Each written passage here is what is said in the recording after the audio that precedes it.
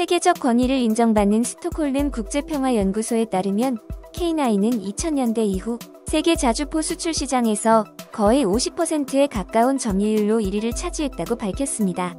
이는 세계 최강으로 평가된 독일의 PGH-2000 자주포보다 3배 더 앞선 수출 실적을 보여주고 있습니다. 2001년 터키에 280대를 수출한 것을 시작으로 폴란드 120대, 인도 100대, 핀란드 29대, 에스토니아 12대, 노르웨이 24대 등 세계 각국에 수출된 K9 자주포는 590문으로 총 수출액 2조 원에 달합니다.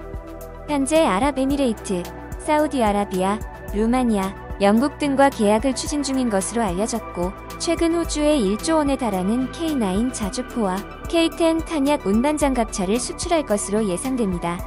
한편 일각에서는 더 좋은 성능을 가진 독일의 PGH-2000이 한국의 K9보다 수출 성적에서 패배한 이유는 가격적으로 너무 비싸기 때문이라고 주장하고 있습니다.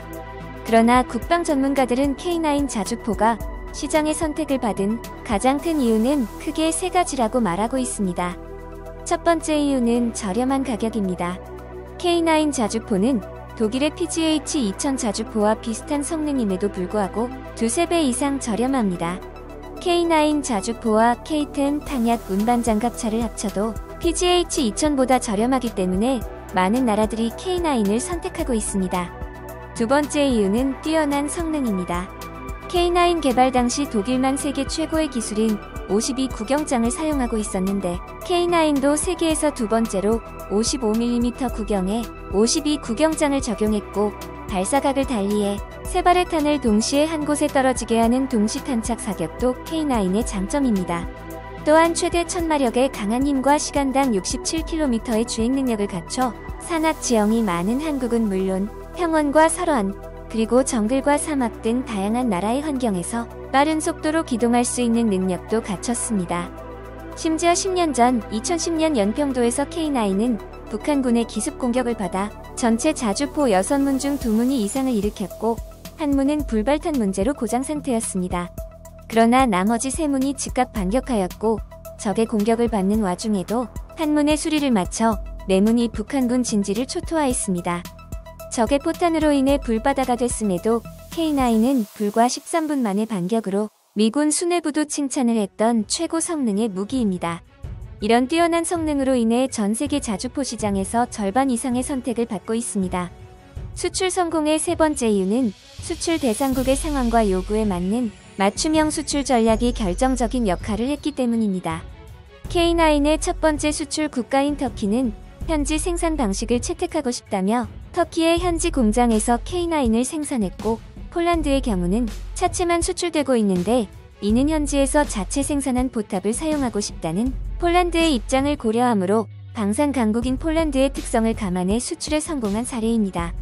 인도도 터키와 마찬가지로 중국에 맞서 군사 강국 이미지를 더해줄 메이드 인 인디아 정책을 고려해 현지에서 생산하는 방식으로 수출을 했습니다. 그래서 K9 10문은 우리나라에서 생산해 인도로 직접 수출을 했고, 나머지 90문은 한화 디펜스의 기술 지원으로 지난해 1월 인도 현지 생산 공장 준공식이 열렸고, 올해 11월까지 납품을 완료할 계획입니다.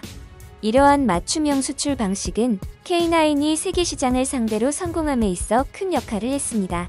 전문가들은 앞서 언급한 3가지의 이유로 K9이 성공할 수 있었다고 말하지만, 일각에서는 한국산 자주포는 세계 시장에서 이처럼 경쟁력을 유지하기 위해선 아직 해결해야 할 과제들이 많다고 주장하고 있습니다.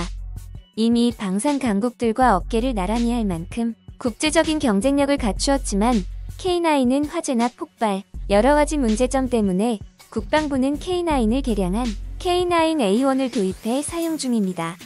또한 K9A1을 개량한 K9A2 사업의 조기 추진이 필요하다는 것이 방산 전문가들의 입장입니다.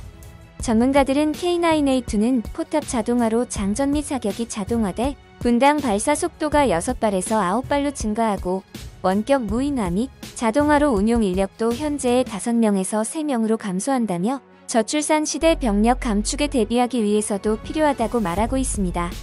그리고 K9A2는 곧 시작될 영국 자주포 사업에도 제한될 예정입니다. 따라서 세계 자주포 시장과 국가 방위에 중요한 사업이 될 것이므로 철저히 준비해야 할 것입니다. 지금까지 거대한 체스판이었습니다. 시청해주셔서 감사합니다.